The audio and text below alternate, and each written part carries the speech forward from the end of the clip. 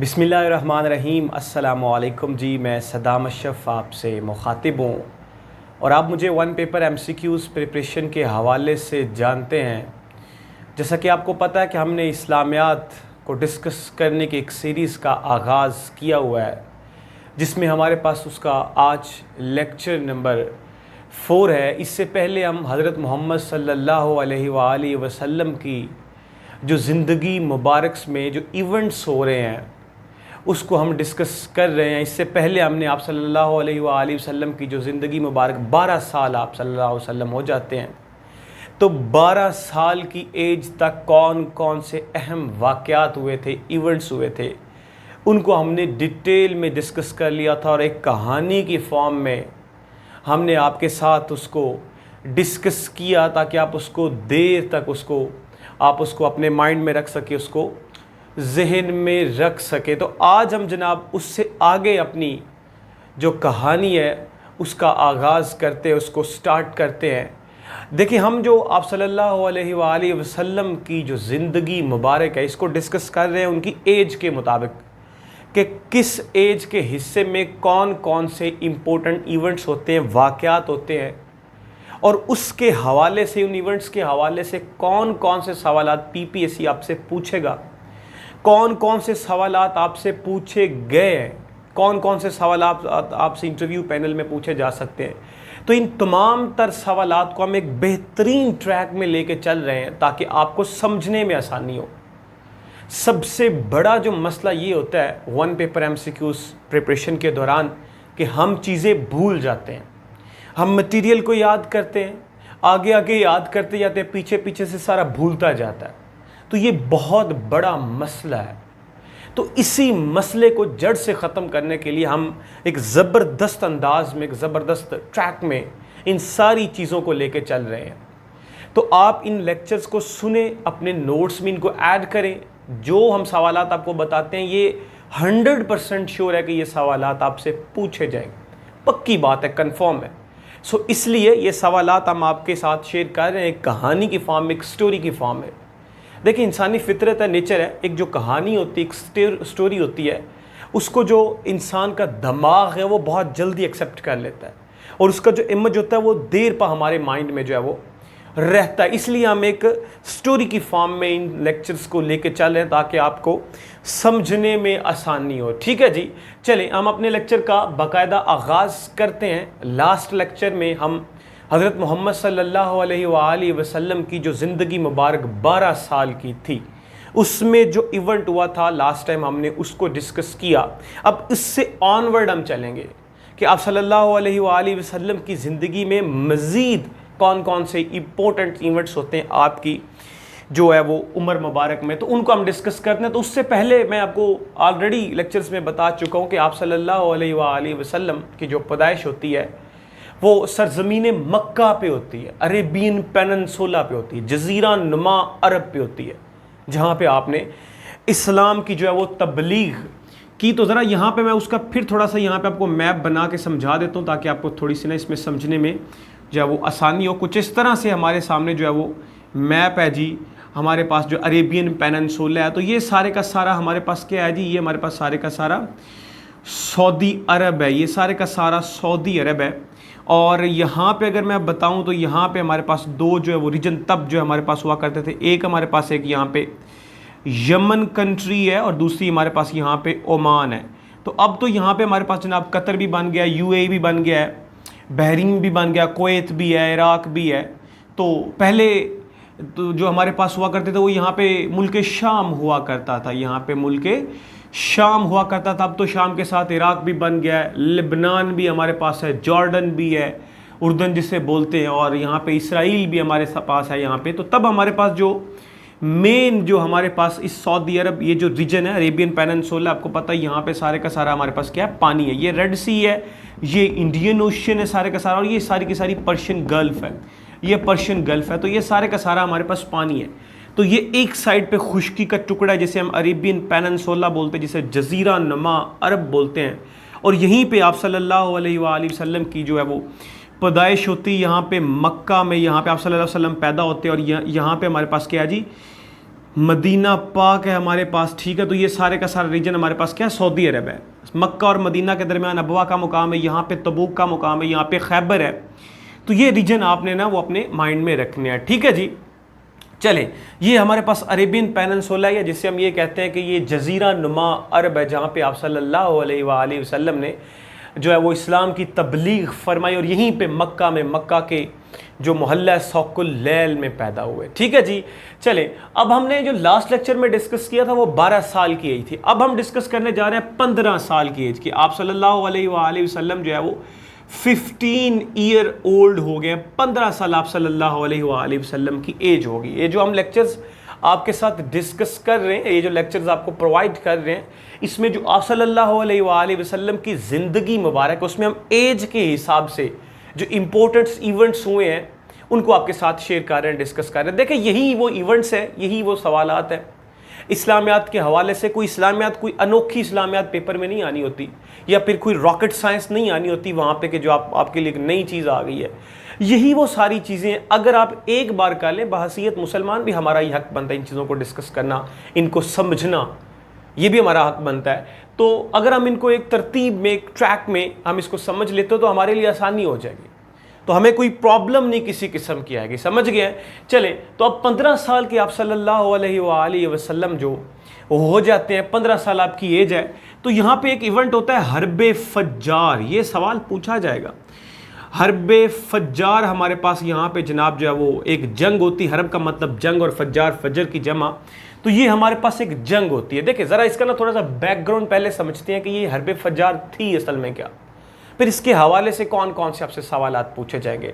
آپ صلی اللہ علیہ وآلہ وسلم، آپ کے جو دادا جان تھے عبد المطلب صاحب تھے، جب آپ صلی اللہ علیہ وسلم 8 سال کے تھے تو آپ کے دادا جان کا انتقال ہو گیا۔ اس کے بعد جو پرورش کی ذمہ داری لی وہ حضرت ابو طالب صاحب نے لے لی، کیونکہ وہ آپ کے چچا جان تھے۔ حضرت علی کے والد صاحب نے آپ کی ذمہ داری لے لی۔ تو اس طرح سے آپ صلی اللہ علیہ وسلم 15 سال کے تھے، تو تب بھی آپ حضرت ابو طالب کے پاس ہی تھے نا۔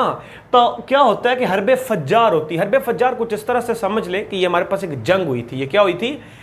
جنگ ہوئی تھی۔ بیسیکلی ہوتا یہ تھا کہ یہ جو عرب کے لوگ تھے اسلام سے پہلے، یہ حرمت کے مہینوں میں لڑائی کرنا، لڑنا اس کو حرام سمجھتے تھے۔ حرمت کے مہینے کون سے؟ اگر ہم اسلامک کیلنڈر میں دیکھیں تو ہمارے پاس ذی العقد، ذی الحج، یعنی 11واں اور 12واں مہینہ ذی العقد، ذی الحج، اور اس کے بعد پہلا مہینہ محرم، 3 یہ، اور ایک 7واں مہینہ رجب۔ تو یہ 4 مہینوں میں اس کو حرمت والے مہینے کہا جاتا تھا اسلام سے پہلے عرب میں۔ یہ سارا عرب تھا، یہ سارا کیا ہے ہمارے پاس؟ عرب تھا۔ تو ان مہینوں میں نہیں لڑائی کیا کرتے تھے، حرام سمجھتے تھے ان مہینوں میں لڑنا۔ لیکن ہوا کیا؟ ہوا کچھ اس طرح سے کہ ہمارے پاس جناب جو قبیلے تھے مکہ کے، یہاں پہ مکہ کے کچھ قبیلے تھے ہمارے پاس، یہاں پہ اگر بات کریں تو قریش ہمارے پاس، آپ صلی اللہ علیہ وآلہ وسلم کا جو ہمارے پاس خاندان تھا وہ قریش تھا، اور دوسری سائڈ پہ ہمارے پاس جو ہے وہ بنو حوازن ہمارے پاس جناب جو ہے وہ یہ ہمارے پاس قبیلے تھے۔ اب قریش اور یہ جو بنو حوازن ہے، یہ جناب جو ہے یہ انہی مہینوں میں، حرمت والے مہینوں میں، جس کو عرب کے لوگ جو ہے وہ ان میں لڑائی کرنا حرام سمجھتے تھے۔ تو یہ جو بڑے 2 قبیلے تھے قریش اور بنو حوازن، یہ جناب جو ہے وہ آپس میں کیا کرتے ہیں؟ لڑ پڑتے ہیں۔ انہی مہینوں میں یہ لڑ پڑتے ہیں اور ان کی یہ جو جنگیں آپس میں کرتے ہیں، اور یہ جو حرب فجار یہ تقریباً 4 سال تک جاری رہی تھی۔ حرب فجار کتنے سال جاری رہی؟ 4 سال تک جاری رہی۔ تو حرب فجار میں یہاں پہ قریش کو جو سپورٹ کرنے والا قبیلہ تھا وہ کنانہ قبیلہ تھا۔ یہ وہ قبیلہ تھا جو چاند کی پرستش کیا کرتے تھے، چاند کی پوجا کیا کرتے تھے۔ اس حرب فجار میں قریش کو جو سپورٹ کر رہا تھا وہ کنانہ کر رہا تھا، اور اس طرح سے بنو حوازن کو جو سپورٹ کر رہا تھا وہ قیس نامی ایک قبیلہ تھا مکہ میں، تو وہ ان کو سپورٹ کر رہا تھا۔ یہ چاروں قبیلے آپس میں کیا ہوتے ہیں؟ لڑ پڑتے ہیں۔ انہی مہینوں میں یہ لڑائی کرتے ہیں، انہی مہینوں میں یہ کیا کرتے ہیں؟ لڑائی کرتے ہیں۔ یہ حرمت والے مہینے تھے، حالانکہ عرب کے لوگ ان حرمت والے مہینوں میں لڑنا حرام سمجھتے تھے۔ لیکن یہ جو 4 قبیلے ہیں یہ جناب جو ہے وہ آپس میں لڑنا شروع کر دیتے ہیں، تو ان کی جو جنگ ہے وہ 4 سال تک جاری رہتی ہے۔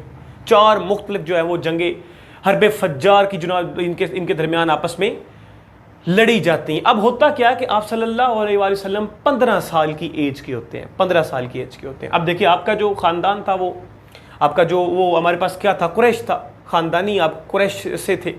تو آپ کو پتہ ہے کہ جب قریش میں سے تھے تو آپ صلی اللہ علیہ وسلم حضرت ابو طالب کے پاس تھے۔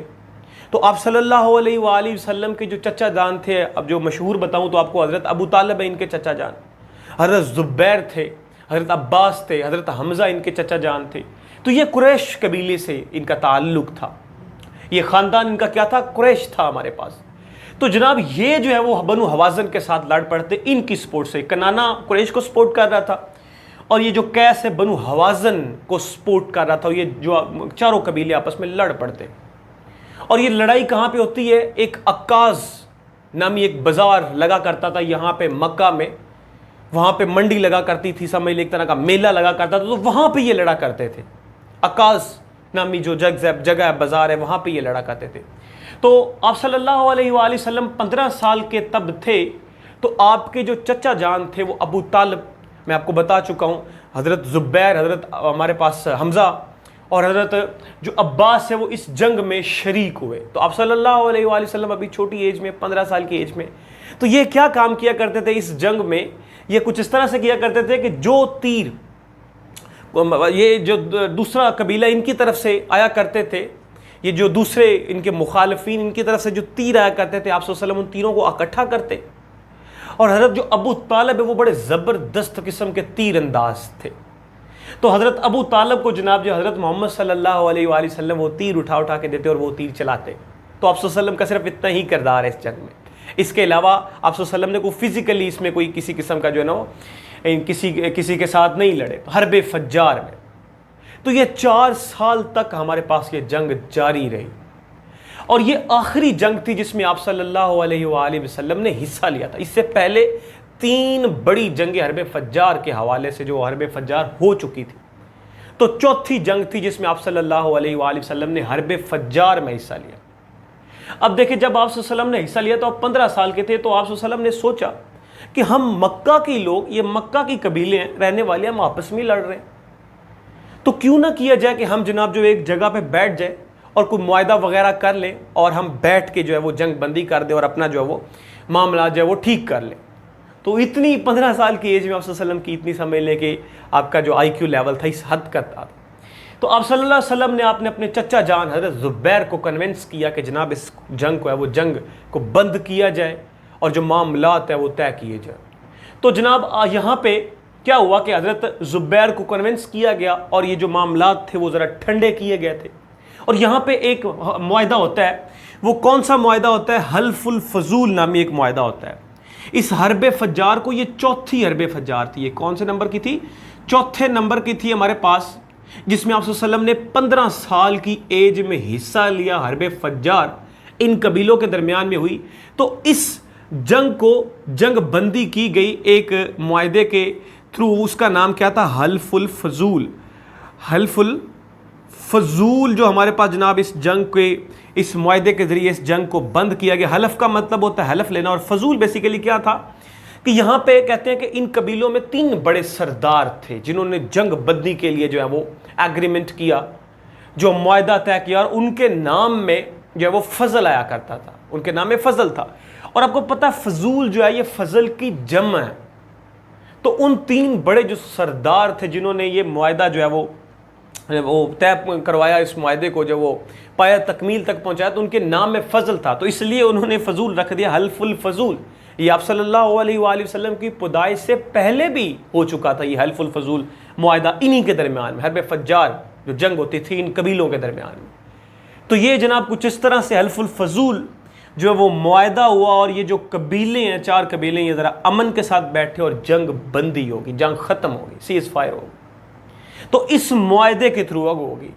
اب سوال آپ سے کیا پوچھے جائیں گے، یہاں سے اس ایونٹ سے سوال یہ پوچھے جائیں گے کہ حرب فجار کے وقت آپ صلی اللہ علیہ وسلم کی ایج کتنی تھی، یہ کتنے نمبر کی جنگ تھی جس میں آپ صلی اللہ علیہ وسلم نے حصہ لیا، آپ صلی اللہ علیہ وسلم کا کام کیا تھا اس جنگ میں، کون کون سے قبیلے آپس میں لڑے تھے، کس قبیلے نے کس کو سپورٹ کیا تھا، یہ جنگ بندی جو ہوئی یہ کس معاہدے کے تھرو ہوئی، یہ سوال ہیں سارے پوچھے گئے۔ اب سمجھ لیں کہ یہ جب سوال ہر اینگل سے پوچھے جائیں گے، اگر آپ کو نہیں آتے ہوں گے تو آپ کے لیے تو یہ راکٹ سائنس ہی بن جائے گی اسلام میں۔ تو یہ جناب اس طرح سے آپ نے اس کی تیاری کرنی ہے تو آپ انشاءاللہ آپ کے لیے کوئی مسئلہ ہی نہیں ہوگا. تو یہ اس طرح سے جناب جو ہے وہ حربے جو ہے فجار کا جو ہمارے پاس جو ہے وہ واقعہ رونما ہوتا ہے 15 سال کی ایج میں. ٹھیک ہے جی.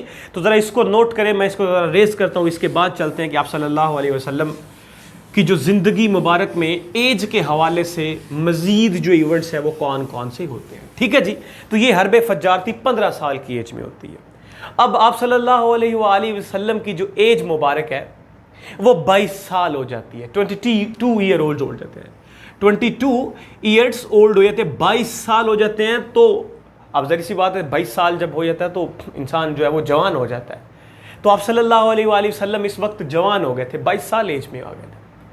اور 22 سال ایج میں مکہ میں اس طرح سے نام پیدا کیا کہ لوگوں نے آپ صلی اللہ علیہ وسلم کو صادق اور امین کہنا شروع کر دیا. یعنی جب ہم اپنے معاشرے میں رہتے ہیں تو ہمارا جو کردار ہوتا ہے, ہمارا جو کریکٹر ہوتا ہے وہ لوگوں کے سامنے ہوتا ہے. ہم کسی کے ساتھ اچھا کر رہے ہیں, برا کر رہے ہیں, جو بھی کر رہے ہیں وہ لوگوں کے سامنے ہوتا ہے, لوگ ہمیں اچھے سے جانتے ہیں. تو آپ صلی اللہ علیہ وآلہ وسلم کی جو زندگی مبارک مکہ میں گزری, 22 سال کی ایج میں ہو گئے تو لوگوں نے خود بخود آپ کو صادق اور امین کہنا شروع کر دیا کہ سچا اور دیانتدار آدمی ہے یہ. تو 22 سال میں آپ کو جو ہے نا وہ جناب یہ لقب جو آپ صلی اللہ علیہ وسلم کو 22 سال کی ایج میں دیا گیا. اب صلی اللہ علیہ وآلہ وسلم کی جو ایج مبارک ہے وہ 24 سال ہو جاتی ہے. کتنی ایج ہو جاتی ہے؟ 24 سال ایج ہو جاتی ہے. اب 24 سال ایج ہوگی, 22 سال میں تو آپ صادق اور امین بن گئے, 24 سال ایج ہو جاتی ہے. اب یہاں پہ کیا ایونٹ ہوتا ہے دیکھیں, آپ صلی اللہ علیہ وآلہ وسلم اب 24 سال ظاہر سی بات ہے ایک بڑی ایج ہوتی ہے, بندہ جوان ہو جاتا ہے, سمجھ ہو جاتی ہے, انسان کو آ جاتی ہے, عقل آ جاتی ہے, اچھے برے کی تمیز آ جاتی ہے. تو مکہ کے جو لوگ تھے, میں نے آپ کو بتایا یہ جو ریجن کے لوگ تھے ان کا کام تجارت کرنا تھا. ان کا سارا جو روزگار چلتا تھا وہ تجارت کی بیس پہ چلا تھا. یہ دو ہی اس وقت میں بڑی جو منڈیاں لگا کرتے تھی. یہ سمجھ لیں کہ یمن جو ہے وہ اس دور میں بڑا ترقی یافتہ علاقہ تھا اسلام سے پہلے عرب میں. اس طرح سے شام جی وہ بھی ہمارے پاس بڑا زبردست قسم کا جو ترقی یافتہ علاقہ ہوا کرتا تھا. تو یہاں سے مکہ سے لوگ جو ہے وہ ٹریڈ کرنے کے لیے وہ گرمیوں میں شام کو جاتے اور سردیوں میں یمن جایا کرتے تھے. اب آپ صلی اللہ علیہ وسلم کی یہ 24 سال ہوتی ہے. تو آپ صلی اللہ علیہ وآلہ وسلم نے دوسرا سفر جو ہے وہ مکہ سے شام کی طرف کرنا ہے. کس کی غرض سے کرنا ہے؟ تجارت کی غرض سے ہی کرنا ہے. کیونکہ پہلے جو آپ صلی اللہ علیہ وسلم نے پہلا جو سفر کیا تھا وہ مکہ سے جو شام کو کیا تھا وہ 12 سال کی ایج میں کیا تھا. حضرت ابو طالب صاحب کے ساتھ کیا تھا, آپ کے چچا جان کے ساتھ آپ نے کیا تھا. تو اس طرح سے آپ صلی اللہ علیہ وسلم جو ہے وہ 22 سال کی ایج میں صادق بھی ہوئے تھے, امین بھی ہوئے تھے. اور یہاں پہ اب وہ جناب مکہ سے وہ شام کی طرف جو ہے وہ سفر کرتے ہیں, تجارت کی غرض سے کرتے ہیں. کیسے کرتے ہیں دیکھیں, مکہ میں ایک خاتون تھی, ایک عورت تھی, حضرت ختیجہ جو نامی ہے وہ عورت تھی, ختیجہ بنت خویلد بن اسد. حضرت ختیجہ جناب جو ہے وہ مکہ میں رہتی تھی, اور مکہ میں رہتی تھی تو مکہ میں آپ کا بہت بڑا نام تھا, اور آپ کا شمار بڑی بڑی جو امیر خواتین ہیں, خاتون ہیں, ان میں آپ کا ہوتا تھا. تو مکہ کی جو بہت بڑی ٹریڈر تھی, تجارت کرتی تھی اور بہت امیر تھی عورتوں میں, وہ حضرت ختیجہ تھی, مکہ میں رہتی تھی. آپ کے والد کا نام کیا تھا؟ آپ کے والد کا نام خویلد تھا. آپ کے والد کا نام کیا تھا؟ خویلد تھا, خویلد بن اسد تھا. آپ کا جو قبیلہ تھا وہ بھی ہمارے پاس اسد تھا, بنو اسد تھا. حضرت ختیجہ کی جو اس سے پہلے اگر بات کریں تو حضرت ختیجہ کی 2 شادیاں ہو چکی تھی. کتنی شادیاں ہو گئی تھی؟ 2 شادیاں ہو چکی تھی, اور ان میں سے 3 بچے بھی تھے حضرت ختیجہ کے. اور اب اس وقت حضرت ختیجہ کیا ہو گئی تھی؟ بیوہ ہو گئی تھی. آپ کے جو دونوں ہسبینڈ تھے ان کا انتقال ہو چکا تھا. تو یہ مکہ کی بڑی زبردست قسم کی جناب جو وہ خاتون تھی, بڑی جو ہے وہ امیر گھرانے سے ان کا تعلق تھا. تو انہوں نے سنا آپ صلی اللہ علیہ وآلہ وسلم کے بارے میں کہ جناب ایک جو ہے وہ شخص ہے, 24 سال ان کی ایج ہے, اور بڑے وہ جناب صادق اور امین ہیں. تو ظاہر سی بات ہے جس بندے نے کوئی تجارت کرنی ہو تو اس کو جو اپنا پارٹنرشپ میں چاہیے وہ بھی صادق اور امین بندہ چاہیے. تو حضرت ختیجہ نے حضرت محمد صلی اللہ علیہ وآلہ وسلم کے ساتھ بات کی کہ جناب آپ جو میرا جو مال ہے وہ یہاں سے مکہ سے لے کے جائیں اور شام اس کی وہ تجارت کریں, اس کو بیچ کے آئیں, اور میں آپ کو اس کے بدلے میں عوض میں آپ کو کیا دوں گی؟ اجرت دوں گی. آپ صلی اللہ علیہ وسلم نے کہا نہیں, مجھے یہ بالکل قطعی طور پہ قبول نہیں ہے.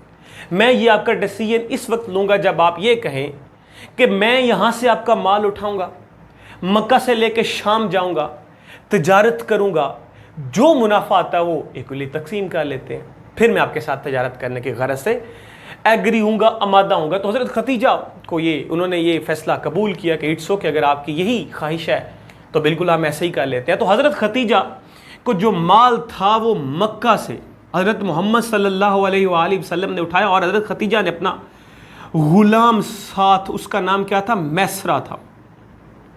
میسرہ نامی غلام کو حضرت خدیجہ نے آپ صلی اللہ علیہ وآلہ وسلم کے ساتھ مکہ سے بھیجا، اپنا مال دے کے تجارت کی غرض سے شام کے لیے۔ دیکھیں کیا ہوتا ہے کہ جب آپ کے سامنے کو فرسٹ ٹائم آپ کے ساتھ کوئی آتا ہے تجارت کرنے کی غرض سے یا آپ کے ساتھ ٹریڈ کرتا ہے، تو ہمیں اس کے اوپر ٹرسٹ لانے کے لیے کیا کرنا پڑتا ہے؟ جو اپنا ٹرسٹیبل بندہ ہوتا ہے وہ اس کے ساتھ لگانا پڑتا ہے کہ تاکہ اس کی کسٹڈی رکھے، اس کی نگرانی کرے، اس کو جو ہے وہ دیکھ بھال کرے۔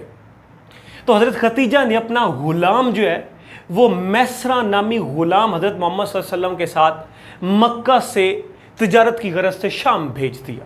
اب جب آپ صلی اللہ علیہ وسلم مکہ سے شام پہنچے تو آپ صلی اللہ علیہ وسلم نے جو مال اچھا تھا اس کو اچھا کہہ کے سیل کیا، جو برا تھا اس کو برا کہہ کے سیل کیا۔ اب یہ سارا ماجرا جو غلام حضرت خدیجہ کا میسرہ دیکھ رہا ہے، میسرہ نامی غلام دیکھ رہا ہے اور بڑا متاثر ہو رہا ہے۔ یعنی کہ وہ یہ سمجھتا ہے کہ نہ یہ جناب خود ڈنڈی مار رہے ہیں، نہ مجھے مطلب اس میں سے کچھ جو ہے وہ دے رہے ہیں، لیکن یہی بس کر رہے ہیں کہ جو اچھا مال اس کو اچھا کہہ کے بیچ رہے ہیں، جو برا مال اس کو برا کہہ کے بیچ رہے ہیں۔ اب جناب یہاں سے تجارت ہوئی تھی، المختصر واپس آتے ہیں، غلام میسرہ ساتھ ہوتا حضرت خدیجہ کی خدمت میں حاضر ہوتے ہیں۔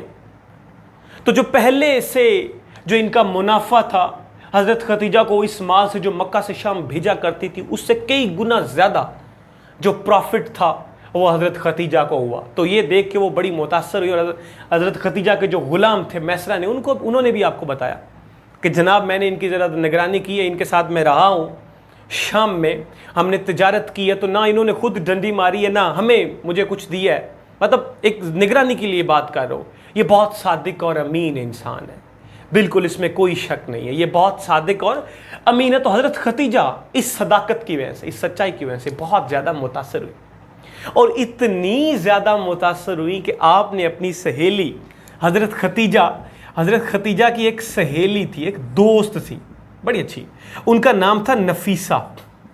ان کا کیا نام تھا؟ نفیسہ۔ حضرت خدیجہ کی سہیلی کا نام نفیسہ تھا، تو حضرت خدیجہ نے اپنی سہیلی نفیسہ کے ہاتھ آپ صلی اللہ علیہ وآلہ وسلم کی طرف نکاح کا پیغام بھیج دیا۔ جب حضرت خدیجہ نے اپنی سہیلی نفیسہ کے ہاتھ آپ صلی اللہ علیہ وسلم کو نکاح کا پیغام بھیجا تو آپ صلی اللہ علیہ وسلم نے نفیسہ کو کہا کہ میں اپنے چچا جان، کیونکہ اپنی چچا کی کسٹڈی میں رہ رہے تھے، تو آپ نے کہا کہ میں اپنے چچا کے ساتھ جناب جو ہے وہ مشورہ کرتا ہوں اور پھر میں آپ کو بتاتا ہوں کہ کیا کیا جائے۔ اب آپ صلی اللہ علیہ وسلم کی جو ایج مبارک ہے وہ کتنی ہو گئی تھی؟ 25 سال ہو گئی تھی۔ کتنی ہو گئی تھی؟ 25 سال ہو گئی تھی۔ جب شام کا دوسرا سفر کیا تو 24 سال تھی۔ اب ایج کتنی ہوگی؟ 25 سال ہوگی۔ تو آپ نے اپنے چچا سے مشورہ کیا، ابو طالب سے، حضرت علی صاحب کے والد صاحب سے آپ نے مشورہ کیا، تو آپ نے کہا کوئی مسئلہ ہی نہیں، آپ کر لیں۔ تو حضرت خدیجہ اور حضرت محمد صلی اللہ علیہ وآلہ وسلم کا جو نکاح تھا وہ حضرت ابو طالب نے خود پڑھایا۔ آپ صلی اللہ علیہ وسلم کی ایج مبارک 25 سال تھی، حضرت خدیجہ کی جو ایج تھی وہ 40 سال تھی۔ کتنی ایج تھی؟ 40 سال تھی۔ حضرت خدیجہ کی ایج 40 سال تھی، آپ صلی اللہ علیہ وسلم کی ایج 25 سال تھی۔ آپ کا نکاح حضرت ابو طالب نے پڑھایا۔ حضرت محمد صلی اللہ علیہ وآلہ وسلم نے اس نکاح میں جو کہ حضرت خدیجہ کے ساتھ ہوا، آپ صلی اللہ علیہ وسلم کی پہلی شادی تھی، اور حضرت خدیجہ کی اس سے پہلے 2 شادیاں ہو چکی تھیں، ان میں سے 3 بچے بھی تھے۔ تو 25 سال آپ کی ایج ہے، تو آپ صلی اللہ علیہ وسلم نے ان کو حق مہر دیا۔ کیا دیا جی؟ حق مہر دیا۔ حضرت خدیجہ کو کیا دیا جی؟ حق مہر دیا۔ کتنا دیا جی؟ 20 اونٹ دیے، اور ساتھ جناب جو وہ 500 طلائی درہم آپ صلی اللہ علیہ وسلم نے حق مہر میں دیے۔ کتنے میں دیے؟ 500 طلائی درہم، یہ سونے کا سکہ ہوا کرتا تھا، تو 500 طلائی درہم دیے، اور 20 اونٹ آپ صلی اللہ علیہ وآلہ وسلم نے حق مہر میں حضرت خدیجہ کو دیے۔ اور حضرت خدیجہ نے اس کے بدلے میں حضرت محمد صلی اللہ علیہ وآلہ وسلم کو اپنا ایک غلام حضرت زید بن حارثہ حضرت زید بن حارثہ حضرت ختیجہ نے اپنا غلام حضرت محمد صلی اللہ علیہ وسلم کی خدمت میں پیش کر دیا ایز اے گفٹ کے طور پہ، ایز اے تحفے کے طور پہ. اور یہ وہی حضرت زید بن حارثہ صاحب ہیں جن کا ذکر قرآن پاک میں آیا ہے. زید بن حارثہ یہ وہ واحد صحابی ہیں جن کا ذکر ڈائریکٹ ان کے نام سے قرآن پاک میں ہے، سورہ احزاب میں آیا. یہ وہ صحابی ہیں جن کا واحد جو ہے وہ جو جناب قرآن پاک میں جن کا نام آیا، ڈائریکٹ نام اللہ تعالیٰ نے ان کا پکارا ہے سورہ احزاب میں. تو یہ آپ صلی اللہ علیہ وسلم نے کچھ اس طرح سے حضرت ختیجہ نے آپ صلی اللہ علیہ وسلم کو جناب جو وہ تحفے میں حضرت زید بن حارث دی. اب آپ صلی اللہ علیہ وسلم کی ایج کتنی ہوگی؟ 25 سال ہوگی. اس طرح سے یہ سارے سوالات آپ سے پوچھے جائیں گے. اور یہ جو سارے سوالات میں نے ڈسکس کی یہ سارے کسی نہ کسی پیپر میں پوچھیں گے. اور پی پی ایس سی کے پاس پیپرز اٹھا کے دیکھیں، یہ سارے سوال آپ کو دیکھنے کو ملیں گے. تو یہی اسلام میں آتا ہے جناب، اس کے علاوہ کوئی نئی چیز نہیں آئے گی. میں بار بار اس بات کو کہہ رہا ہوں، ایک دفعہ کر لیں گے سارے مسئلے ختم ہو جائیں گے. ٹھیک ہے جی. تو اس طرح سے آپ صلی اللہ علیہ وسلم کی اب ایج کتنی ہو جاتی ہے؟ 25 سال ہو جاتی ہے. کتنی ہو جاتی ہے؟ 25 سال ہو جاتی ہے. اس کے بعد ہم ڈسکس کرتے ہیں جی نیکسٹ جو ہمارے پاس ایونٹ ہے وہ کیا ہوتا ہے. وہ ہمارے پاس کچھ اس طرح سے ہوتا ہے کہ آپ صلی اللہ علیہ وآلہ وسلم کی جو ایج مبارک ہے وہ 30 سال ہو جاتی ہے. اب ایج کتنی ہو گئی ہے جی؟ 30 سال ہو گئی ہے. یہاں پہ میں لکھتا ہوں جی آپ صلی اللہ علیہ وسلم کی جو ایج مبارک ہے وہ کتنی ہو جاتی ہے جی؟ 30 سال ہو جاتی ہے. جب آپ صلی اللہ علیہ وسلم کی ایج 30 سال ہوگی تو آپ کو پتہ ہے 30 سال ایج اچھی خاصی ایج ہوتی ہے. بندہ کافی زیادہ سمجھدار ہوتا ہے اور رسپانسیبل انسان بن جاتا ہے، ذمہ دار ہو جاتا ہے. تو 30 سال ایج میں حضرت ابو طالب کے گھر، حضرت ابو طالب صاحب کے گھر 30 سال کی عمر تھی آپ صلی اللہ علیہ وسلم کی. حضرت ابو طالب کے گھر حضرت علی کی جو ہے نا وہ پیدائش ہوتی ہے. حضرت علی کی کیا ہوتی ہے؟ پیدائش ہوتی ہے. آپ صلی اللہ علیہ وسلم کی ایج مبارک کتنی تھی؟ 30 سال تھی.